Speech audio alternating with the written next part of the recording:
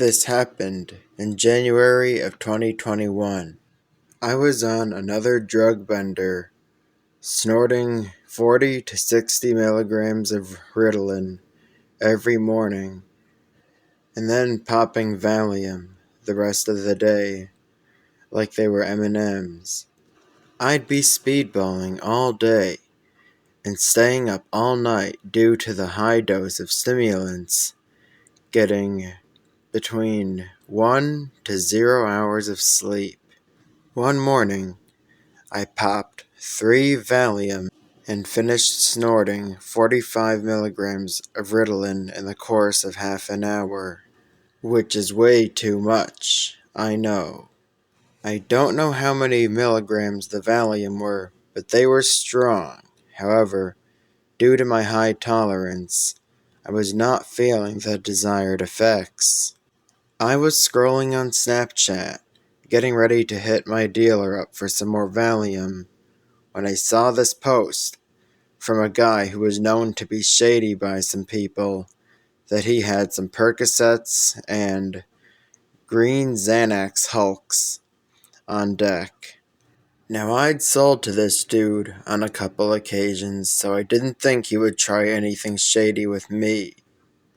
I hit him up, asking him for 2 Perc 30s and 4 Hulks. I planned on adding a Perc 30 to my binge instead of more Valium, and selling the other along with the Hulks for money for more Valium. He responds right away, and after a little while, this guy comes through. We'll call him A.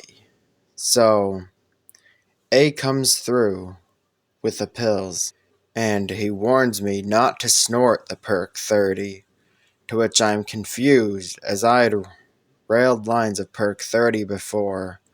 Fat lines, mind you. If only I had listened to him. After me and him do the exchange, I pocket my drugs, and then I go inside and start crushing up the Perc 30, and then I start cutting up the pill into different lines. I rail the first little pussy line, and then after a little while, I realize I'm not really feeling it. In hindsight, due to the massive dose of Ritalin. I wait about 10 minutes, and then I cut up a more medium-sized line and snort that. I'm instantly filled with the familiar opiate warmth and euphoria from the pill. I also notice that my body feels very heavy. It feels very difficult getting up from my seat by my drug desk. I start to pace around my room, and then suddenly, I knew no more. Next thing I know, I wake up outdoors on a stretcher being carried out by 2 paramedics, and my mom is looking at me with a concerned look on her face. As I'm being carried into the ambulance, my mom tells me that I had an overdose and that the paramedics revived me with narcan, to which I am horrified. More about the narcan part than the overdose part at the moment. They load me into the back of the ambulance as I'm fading in and out of consciousness, and they keep having to administer more and more narcan through my nose, as I am unresponsive to it. They asked me if I took heroin, and I told them that no, I just snorted a Perc 30 to my knowledge. The paramedics are surprised, as the Narcan they already administered should have revived me by now, but I keep nodding in and out, all during the hospital ride. They asked me how much I took, and I told them only a couple lines of the Perc 30, along with some Valium. I am nervous about going to the hospital, as I don't want them to search me and find the other drugs in my pockets. I remember the paramedics saying something about how they had to administer 50 times the normal amount of Narcan as they would to an ordinary heroin overdose, so they suspected that fentanyl must have been involved.